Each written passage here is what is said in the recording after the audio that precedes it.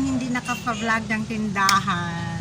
Na-miss ko. Actually, 4 na Energin Vanilla, 4 din tayo na chocolate. Total of 893 and 52. Babalik na naman ako sa pag-vlog dito sa tindahan. Tita Barla Loving Life. Yes, welcome to my vlog. Please subscribe and click the notification bell for more updates. See ya! Tita Barla at ang bago niyang buhay. Bagong ticket. Hi, good afternoon again. This is Tita Barla. Welcome to my channel. Para ang tagal ko nang hindi nakapa-vlog ng tindahan. Na-miss ko. Actually, may 3 akong reasons bakit hindi ako nakapag-vlog ng tindahan. Number 1 is puno na ang aking storage. Hindi ko alam kung paano ko na isi-save. Number 2 is habang nanindahan ako ay nagsusuporta ako sa ating mga kabarangay. Isa lang kasi ang cellphone ko ngayon. Yung isa sira. So, wala na akong choice kundi kung mag-upload ako ngayon, kinabukasan is magsusupport ako sa mga kabarangay natin. At pangatlo, tinitreasure ko yung family bonding namin. Di ba lately, dumating yung aking kapatid from ibang planeta. So, yun lang muna ang ginagamitan ko sa storage ko. Siguro kung unti-unti ko nang clean up ang aking phone, babalik na naman ako sa pag-vlog dito sa tindahan. So again, welcome back to my channel. This is Tita Barla and good afternoon.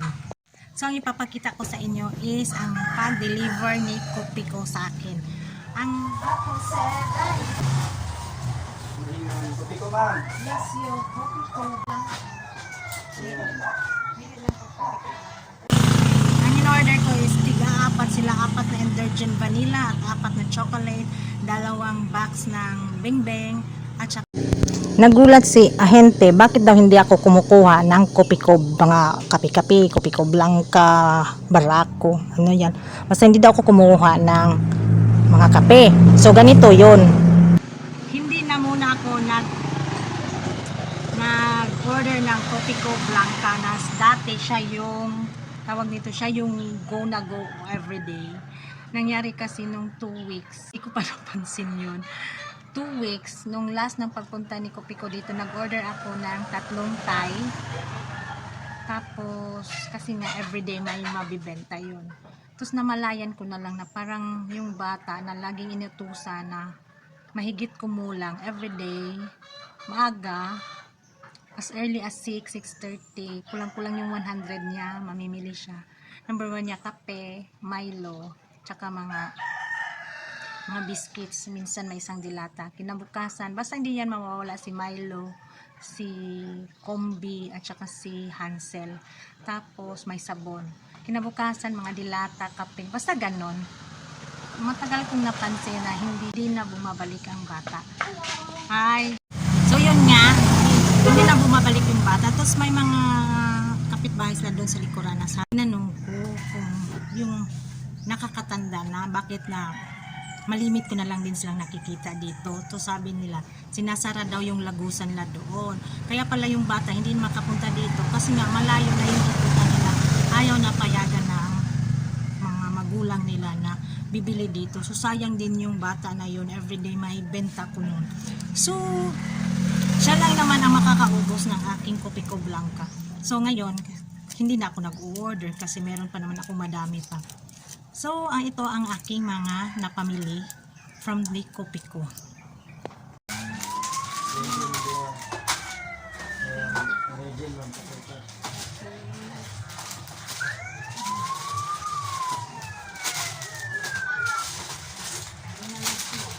Laon pa magkanito pala na kung ano.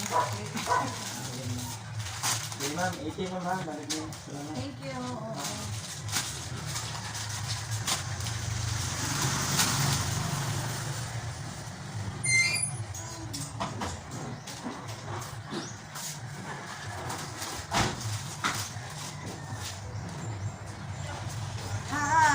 So 893.50 4 na Energen Vanilla, 4 din tayo na chocolate, 2 boxes of Bing Bing at saka yung fresh candy, 2 pack. So total of 893 and 52.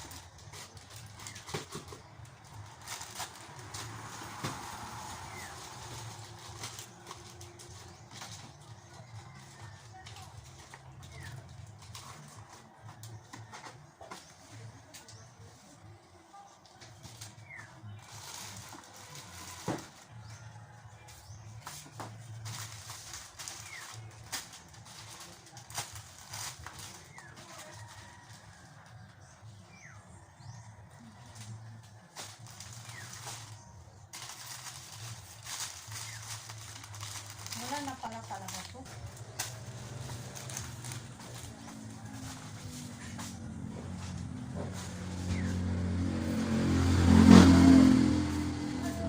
If you are new to my channel, please like and comment and subscribe. Thank you so much everyone for watching. So please don't forget to like and comment. See you in my next vlog. This is Tita Barlak. Subscribe.